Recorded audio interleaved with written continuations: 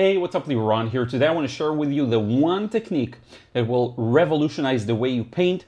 It will revolutionize and change the way you do things because it gives you a lot of options. So let me show you. I like to call this, and I have talked about it a bit in the past, I like to call this real-time wash control. And that is, I have this scene here, I want to paint it, a beautiful pagoda, and let's start with the actual structure here. Now, what's beautiful about watercolor is the speed with which you can control what you're doing and what's going on paper. So, the way this works is, I can just start painting from any spot I wanted. I'm starting with a bit of a kind of thick brush here, because I'm not really looking for too many fine details, but rather I want to show you how this works. So I'm painting the details, and let's open up a larger area here. If I don't like something, or if something doesn't look right, for example, this is a little too cool of a color, all I have to do is go ahead, mix a bit of a warmer color, and simply paint over it. And that's what I like to call a real-time wash control. Now, if you look at this from a little up close, you'll get to see some more details. Here's where it gets really fun and useful. This is, in other words, you could just call this wet and wet, right? Because we're changing and editing the wash as we go along. So for example, I put in this little shape here, this squiggly round shape, and it's too light. I'm gonna go ahead, mix the dark I need, and simply feed it into the existing wash. The advantage of watercolor over pretty much any other media, really, even gouache works a little differently, is that ability to do things fast.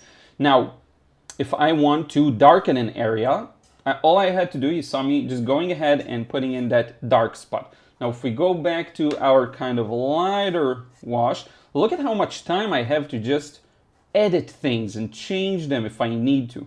Right? I can build up the shape, and I can take breaks, and I could just stop for a second, talk to you, relax, enjoy myself, and then come back and continue my painting, right? And sometimes you'll do wet and wet, so you need to darken a specific area. Other times, what you can do is wet next to wet. So I'm gonna mix it dark, gonna make it a little warmer still. So I'm adding just a bit of yellow here and a bit of red. It's barely visible, but it's gonna keep it a little on the warm side. Look at what I'm gonna do. I'm gonna paint wet next to wet. This is wet, and the area I'm painting right now is wet, of course, because it's paint. And there you have it. By the way, I didn't mention you can find the scan for the sketch and paint along with me in the description box. I just jumped straight into it. And also, if you want to support my work, I'm going to share later on, but check out my watercolor courses. Mainly for this kind of an approach, the frustration-free watercolor course. And look, I can come back here and edit some of the shapes and modify them and give them more details, more nuance, whatever I want. And here's another cool thing. So let's say I put in the dark paint, and as you see here, it went a little too high here. This should be lighter. I can come back with the color I actually want and the value I actually want. So let's go a little lighter. Just paint over it. I'm not even lifting, I'm just adding lighter paint to it, and you see how it pushed down the darks, right? So there's a lot you can do here. You can have fun with it, and you can even come back with a bit of a wet brush and kind of add some texture if you want to. You know, you can play around with the direction of the paper to get things moving interestingly, to give it some textures. You can even play around with edges while you're at it. So if you feel like, hey, let's kind of break off that edge, make it a little bit of a softer edge. Maybe I want to mix it with the foliage in the background a bit, just to give it this kind of free look. Coming back with a bit of water, playing around with those edges, and I can come back and even mix a bit of the background color if you really want to take it far and kind of extend it. You see, just extending that wash, and I can do whatever I want with this. Now look at what I did here. I felt very comfortable stopping because this is a very dark value. So stopping, it doesn't matter if this dries, no one will notice. That's another little hack for you. But the main idea is we're controlling the quality of the wash in real time. And there's a lot you can do with it. So let's go back to our main shape here. There's a bit more darks that I want to get, kind of, again, loose, easy, fun, kind of getting the gist of the structure. This is a lovely pagoda. You can find it in Hanoi in Vietnam. I've actually been there, visited. Lovely place.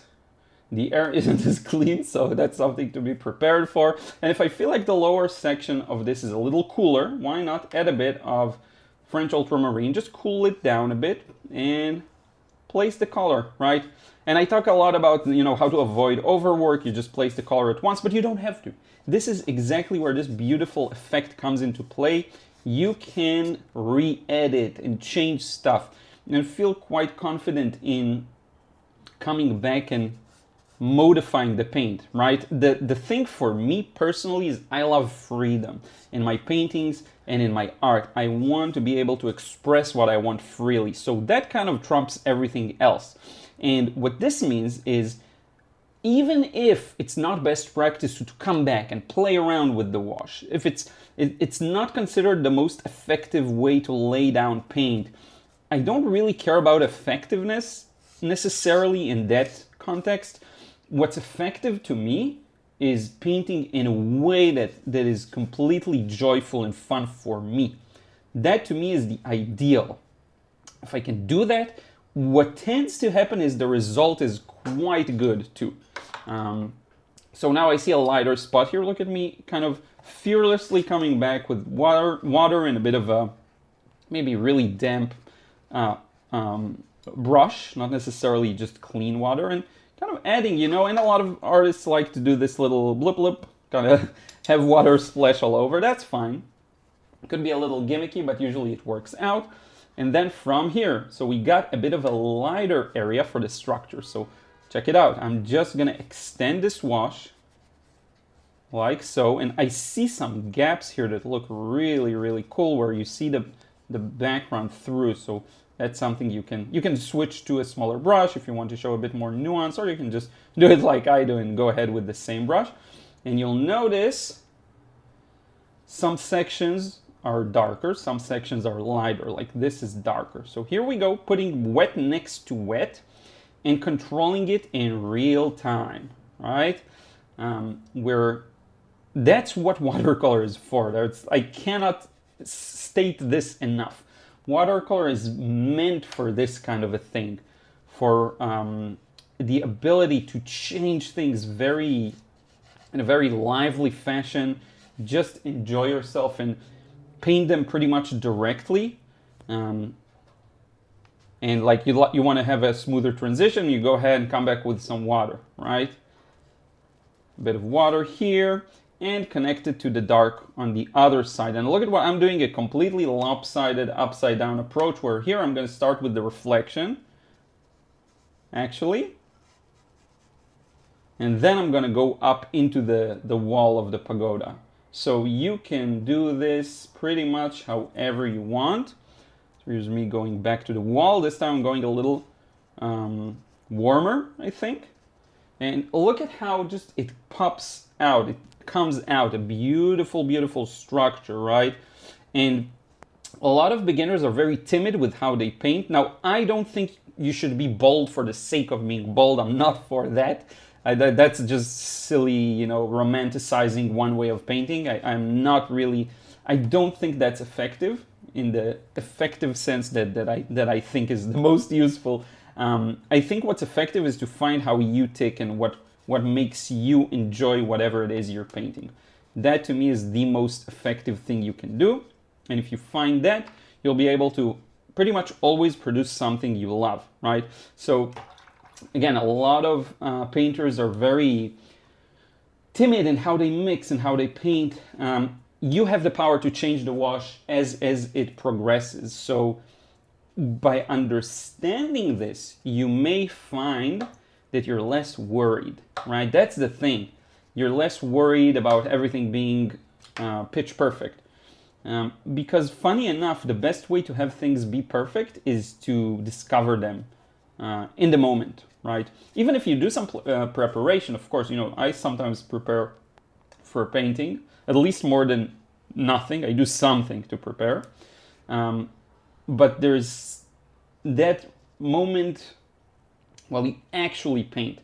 And that's when you get a chance to really find out something cool that works. For example, here, this is starting to dry, but I think it should be kind of warmer, more towards the brown ish yellow, and I can just go ahead and do it, you know, just add the color I envisioned there, and it should work, you see? And then here this towards the bottom gets darker, so why not add a bit of that, right? The wash itself doesn't have to be perfect.